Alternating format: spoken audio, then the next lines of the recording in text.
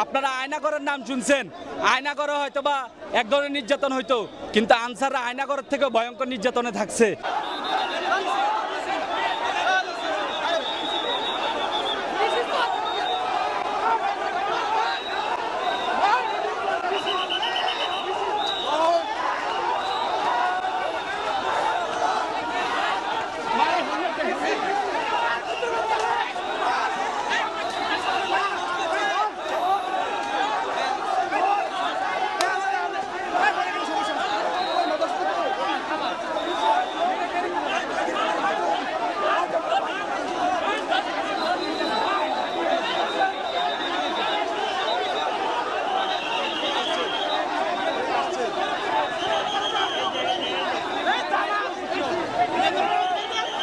শুধু আসছে আমাদেরকে এখান থেকে শান্ত করে কোনো রকম বুঝাই টুঝায় ফিরাই দেওয়া যায় কিনা, তাইলে ক্যাম্পে যাওয়ার পর অমানবিক নির্যাতন, অমানবিক আমাদের আজকে এখানে যারা আসছে সমবেত হয়েছে আমাদের আনসার ভাইরা, তাদেরকে অলরেডি কিন্তু সবাই মার করে নিয়ে গেছে।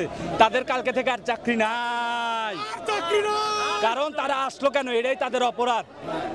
অলরেডি বিভিন্ন ক্যাম্পে মনিটরিং, আমাদের মনিটরিং শাখার লোক গিয়ে বিভিন্ন ক্যাম্পে তালিকা নিচ্ছে। আমরা বলতে চাই আমাদের যে বর্তমান ইন্টারি গভর্নমেন্টের যে মাননীয় প্রধান উপদেষ্টা ডক্টর মোহাম্মদ ইউনূস, উনি একজন ভালো মানুষ, আমরা সবাই জানি, ওনাকে পুরো বিশ্ব চিনে। উনি কিন্তু অলরেডি এই কথা বলছেন মিডিয়াতে, আমরা শুনছি যে সকল বৈষম্য দূর করা হবে।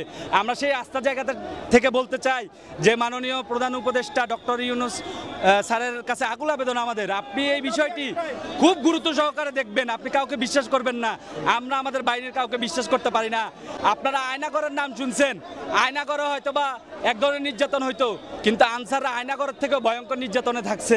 এটা কেউ জানে না, এই বাংলাদেশের মানুষ জানে না। কোনো সংস্থা একটা আনসারের নামে, আমি মানুষ হিসেবে আমার নামে অভিযোগ থাকতেই পারে, অভিযোগ কোনো দিন তদন্ত করা হয় নাই, শুধু বলছে উমুক আনসারকে সরায় দেন, তার দোষ কি ত্রুটি কি একজন বিসিএস কর্মকর্তা এটা কোনোদিন তদন্ত করে নাই।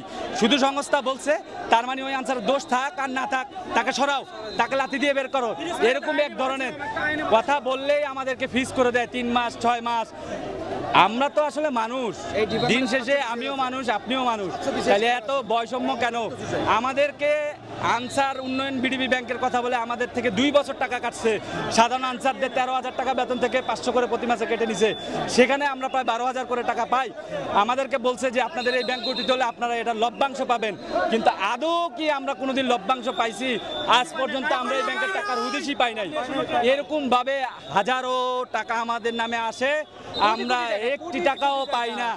আমাদের নামে বিভিন্ন বিল করা হয়, বিভিন্ন বৈষম্য করা হয়, কিন্তু আমাদেরকে কিছুই দেওয়া হয় না। মাননীয় প্রধান উপদেষ্টা, স্বরাষ্ট্র মন্ত্রণালয়ের প্রধান উপদেষ্টা সাবেক brigadier M A Sakhawat Hossain sir, আপনার কাছে আমাদের আকুল আবেদন, আপনি এই বিষয়টি আমাদের বাহিনীর ঊর্ধ্বতন কর্তৃপক্ষের সাথে যত দ্রুত সম্ভব তাদেরকে আপনারা প্রশ্নের আওতায় নিয়ে আসেন যে আপনারা এই সাধারণ আনসারের জন্য কি ভূমিকা করছেন, কি করেছেন, তাদের থেকে আপনারা এটা জবাব দিতে চান। দেখবেন দিন শেষে জিরো ছাড়া আর কিছুই বের হয়ে আসবে না। এটা আমাদের প্রাণের দাবি।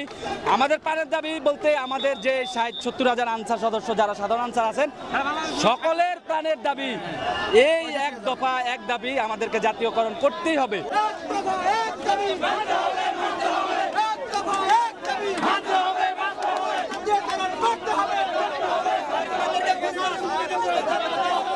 আমাদের অনেক ক্যাম্পে এখন কমান্ডাররা থানা অফিসারদের নির্দেশে তালিকা করা হচ্ছে, আমাদের ফ্রিজ করে তাৎক্ষণিক আমরা ব্যবস্থা নিব।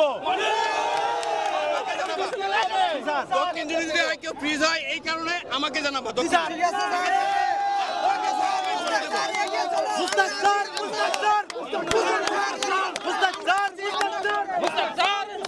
আমরা বলছি যে আপনারা একটু শান্তভাবে থাকেন, স্যারেরা আসতেছে, স্যারেরা আসার পরে কথা বলার পরে যে সিদ্ধান্ত আসবে, একটা সিদ্ধান্ত আসবে আর কি, অসুবিধা নেই। আমরা অলরেডি তাদের যে রেস্ট প্রথা যে ছিল 6 মাস, এটা কিন্তু আমরা গতকাল তোমাদেরকে 3 মাসে নামাইছি, চলে আসছি। এটা এখন আমাদেরকে ওনারা যারা বলতেছে, আমাদের স্যার যে কথাটা বলতেছে, এই পর্যন্ত এরকম কোনো বিজ্ঞপ্তি বা কিছুই আমরা দেখিনি। এগুলো ওনাদের মুখের মুখস্থ কথা। আসবে, এটা আসবে, স্যারেরা যেহেতু আসতেছে। আনসারের সব হয়েছে, আসলে এগুলো সম্পূর্ণ মিথ্যা।